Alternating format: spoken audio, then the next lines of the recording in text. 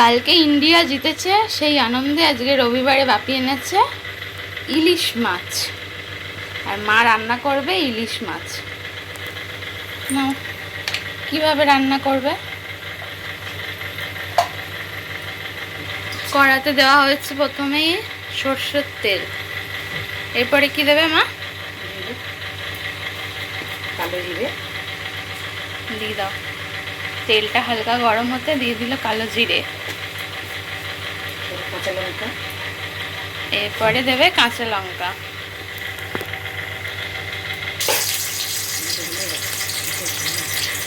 হালকা একটু নেড়ে নেবে।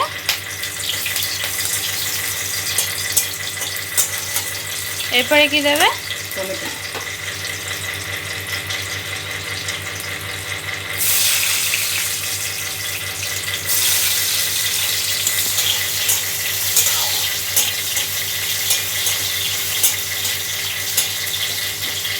আজকে রবিবারের দুপুর ইলিশ মাছ, তার সাথে ইলিশ মাছের মাথা দিয়ে পুঁই শাকের চচ্চড়ি, আর হচ্ছে আমড়ার টক।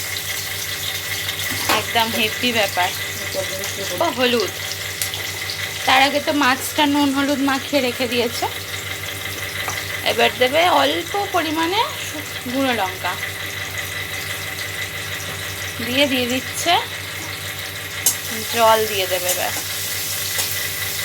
আজ মাছটা ভেজে রান্না হচ্ছে না, এই এতেই সিদ্ধ হবে ঝোলটার মধ্যে। এইভাবে একবার ইলিশ মাছ রান্না করে খেয়ে দেখবেন, ভীষণ ভালো লাগে।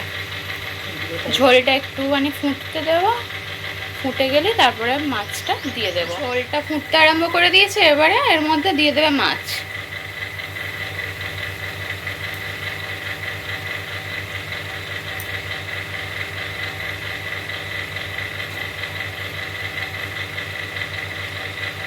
ব্যাস, মাছটা সিদ্ধ হয়ে গেলেই হয়ে যাবে আমাদের ইলিশ মাছের তেল ঝাল।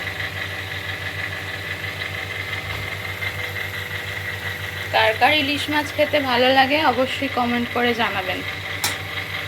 আর এই বর্ষার দিনে ইলিশ মাছ তো অমৃত। সিদ্ধ হয়ে গেছে, এবার নামানোর আগে সর্ষে বাটা দিয়ে দিচ্ছে। জাস্ট একটা ফুট আসবে, দিলেই নামিয়ে নেবে। এইভাবে মাছটা রান্না করলে মাছের তেলটা ওই ঝালের মধ্যেই থাকে, আলাদা করে বেরিয়ে যায় না। তার জন্য হচ্ছে কি যে টেস্টটা আরও বেশি ভালো হয়। দুপুরের মেনু এবার আমি খেতে বসে গেছি।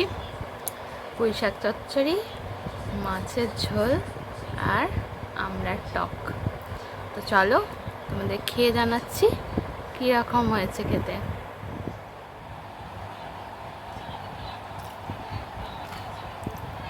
অসাধারণ হয়েছে।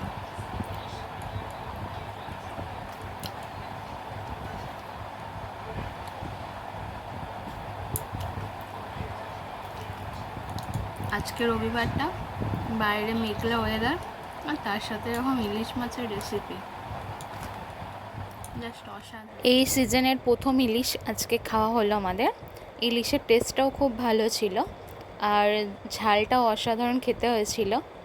তো এই আমার মায়ের হাতের রান্নাটা আপনাদের কীরকম লাগলো অবশ্যই কমেন্ট করে জানাবেন। আর আমার চ্যানেলে যদি নতুন হয়ে থাকেন তাহলে আমার চ্যানেলটি সাবস্ক্রাইব করবেন। ওকে, টাটা।